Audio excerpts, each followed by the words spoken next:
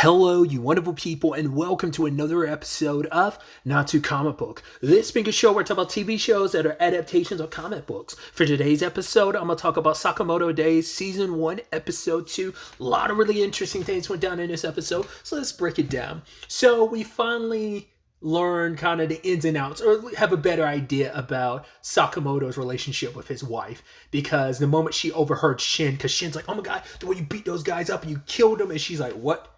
Killed? Did you kill someone? He was like, no. And even Shin's like, wait, did you kill those guys? He was like, no, they were fatally wounded. Because that was a whole thing I brought up last episode. I was like, I would have assumed after he retired, he was kind of on a no-kill thing. But I was like, nah, it looks like you murking these dudes. But it's like, no, I'm messing them up, but they're not dead. It's kind of one of those situations of kind of like, oh yeah, Spider-Man threw these people off this building in a video game. But it's like, oh, those guys are sure dead. Well, you know, especially with like the more recent Spider-Man games, like people automatically get like webbed to like a nearby building if you toss them off a building or something like that. So it just kind of makes me think about that. But she's like, okay, we have our one family rule. If you break it, I will file for divorce. I will divorce you. And I love that that's kind of like the thing to keep him in line. It's like, I mean, it's really sweet and endearing that it's like, yeah, he's a family man and he wants to keep his family together. But it's like, if I don't like keep that in line, like my wife is going to leave me. But we find out later on the grander context of it. Because even when he met his wife, when they started dating, he still was doing contract work. And she was tired of it. She was like, no, like, don't do that. He was like, I needed money to buy you a present. But for her, it's like, no, anything bought with blood money, you have to hurt someone just to get money, just to buy me something. I don't want it. So she's like, fine, this is goodbye. And then she hops over a railing. I was like, that's a dramatic way of leaving. But then Sakamoto follows her, literally like running down the side. And I was like, oh, that's a pretty like steep fall. Luckily, Sakamoto grabbed her and they landed in snow. Even she was like, wow, that was a larger drop than I thought. I was like, wow. So his wife is a little unhinged. But for her, it's like, see what happened? You were scared. You thought about what life would be like if I died. So that means you care about me. Life shouldn't matter. So think about anyone else you've ever killed. Like, the fact is, there's always someone out there that loves that person. So you're taking that person away from someone out there. So don't kill anybody. He can fight people. He can defend people. That's why he's always on the defense. He's never on the offensive. He's always on the defensive. He's acting. He kind of waits for people to, you know, so it's kind of more of a self-defense move. It's also his way to make up for all the lives he took is by saving lives. So that's why he's going to get mixed up into stuff he's mixed up in, just because it's like, if I can save a life, then I'm going to do what I can. Because I brought up these parallels to Black Cat, the anime and manga. But was it this or something else? There was something I was watching recently that I remember referencing Rurouni Kenshin in. I want to say it might have been this, but I could have sworn it was something else. I think it was another anime, but maybe it was actually something live action. But obviously, this is a lot more Rurouni Kenshin than I was kind of thinking it would be. And it's like, yeah, he's, still has a lot of his skills and he's not killing people. I brought this point up too last episode, and I'm curious, has he lost a step, since his retirement and kind of getting bigger? Or is he just as skilled? I'm curious. It'll probably be a while before we really get clarity on whether he's lost a step or two. Even having, and I think I said this last episode too, even having lost a step or two, if he has at all, he's still miles above most people he's probably going to encounter across this series.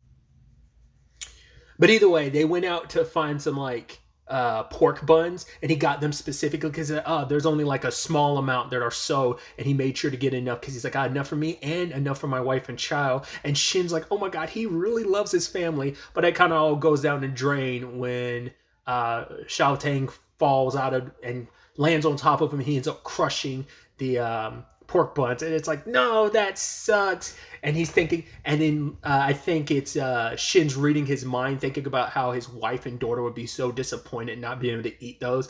And it's just, and that's his main motivation of like, well, those were kind of a limited number, so I can't get any more. Had to get them before they ran out, and he probably got like the last one, so it sucks. Now they're in the middle of kind of a gang thing because we find out Xiao Tang is a part of a mafia family, the Lu Mafia, the Lu clan mafia family. So But we also find out, sadly, she's the only survivor because the rest of the clan was wiped out because of the key she has. I wondered, does it have more purposes than what we saw in this episode? It just seems like it leads to what is essentially the Liu clan's treasury. So I'm wondering, does it have any other purpose? I mean, maybe it feels like there's probably going to be a little bit more to that treasury, that there might be some hidden secrets in that treasury. But I mean, it's also probably like the last bit, like it's up to her to kind of keep that safe, because as the last member of her clan and the only thing connecting to her clan, showing they existed, to carry that on, that legacy, she has to keep that safe. I'm curious, will part of her story be about trying to revive the Liu clan, kind of like a very Sasuke-esque situation from Naruto, him being somewhat the last Uchiha. There's many asterisks. There's like two asterisks beside that. But speaking of Naruto, I do love that that's how they're getting around. They're just like hopping from building to building, like Naruto, like dash running, like doing like the trees and stuff. How they do that in Naruto. It's very, very similar in nature. But yeah, like her whole deal is protecting this key because it's the last thing her father asked of her, and when they sacrificed themselves, trying to make sure she got out of there with it, because they wanted to ensure their daughter survived, but also keeping the Liu clan alive by keeping her alive and holding on to that treasury. So for her, this is the most important thing. And even Shin's like, right, your life should matter more than something. But for her, it's like it's the last thing she has of her family. It's the last thing they wanted her to do. So giving this up would be like giving up on her family, like the last thing they wanted her to do. And even later on, Sakamoto says it himself, where he's like, you can't tell someone what's not important to them. And the way he's talking, you're like, oh, I'm getting some Luffy here. Luffy's all about people, never denounces someone's dream. Don't ever tell someone their dream is worthless, or that their dream doesn't mean anything, or it's lesser than. Like, everyone's dream is important to them. And so for Sakamoto, it's like everyone finds that thing that is important to them. And you can't, it's not up to someone else to put value on that, whether it's valuable or not. So. But yeah, the main threat this episode is these two twin hitmen. That poor bastard who was like the CEO of Dan Inc. like was having them brought in, and they just sliced that dude's head off. And I was like, the moment he was doing the most twisted thing of like, oh, it looks like he's almost still gasping for air or whatever. I was like, that's disgustingly morbid. I'd almost thought for a second, I was like, oh, is it kind of like, I was about to say, like, doesn't Laws, God, it's been so long with One Piece, so do forgive me. I'm like, doesn't Laws, I was like, well, I was thinking a little buggy, but I was like, doesn't Law's devil fruit work a little like that? Like, he could slice body parts off like that? Maybe I'm missing, and once again, it's been a hot minute. But yeah, I was thinking for a second, like, he still was alive like that. Their skill, like, oh, I could separate your body while also keeping you alive. But it's also because they have the twisted thing of when they kill people, they dice them up, and then they like will like draw their decapitated heads. It's like, Jesus, these guys are twisted. Speaking of One Piece, it's going to be one of those things where it's like your main characters end up not being the worst people in existence, because who knows what Sakamoto did in his days. I doubt I doubt he killed innocent people. He probably just killed bad guys. Kind of like a Zoro. He probably was like, I killed pirates type of situation. But never ended up ever killing anyone innocent. Like, I only killed ever other bad guys, so. But at the end of the day, who are you to judge as a bad guy who's killed people? Like, no one's sins are greater than or lesser than yours. It's kind of on an equal playing field. I'm sure there are people out there with greater sins. I'm saying that now, but I'm sure. But the reason why I was referencing One Piece is because, like, pretty much outside of the Straw Hats, and with the exception of some pirates here and there, some of the pirates you come across in One Piece are the most despicable, evil pirates that you can't wait. I'm sure that's a lot of shonen stuff of like, oh, we want you to hate the villain. We want them to be the most despicable people that you cheer for them to getting their ass kicked. We will throw in some villains you can understand and sympathize with. But for the most part, it's like most villains are going to be people who are just irredeemable. Like these two are irredeemable, just like how morbid they've been. And especially knowing like they're the reason why, like, who knows about the rest of the clan, because maybe there was other people brought in to wipe them out. I mean, we have no idea how much of the clan was left when we just know like they said like her clan was wiped out, but we have no idea how big the clan was at the time they were wiped out. But these two were at least directly involved with killing her parents, uh, which I think is interesting too, considering like, oh, we're throwing that out here this early in the story rather than that being like, oh, she's out for revenge later on. It's like, no, we're kind of nipping that story beat into we're dealing with that immediately. So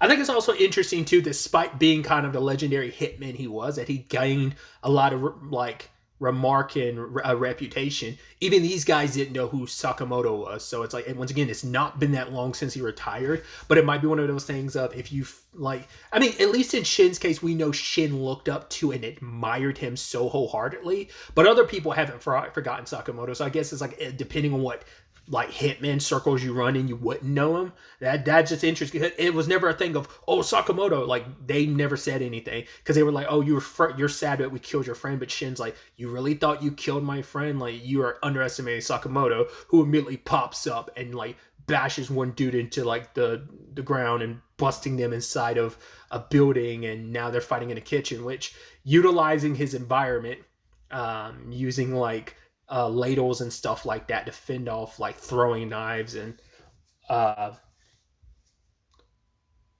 chakrams. Is that what they are? I always called them chakras, they're chakrams. The weapons one of the siblings was using.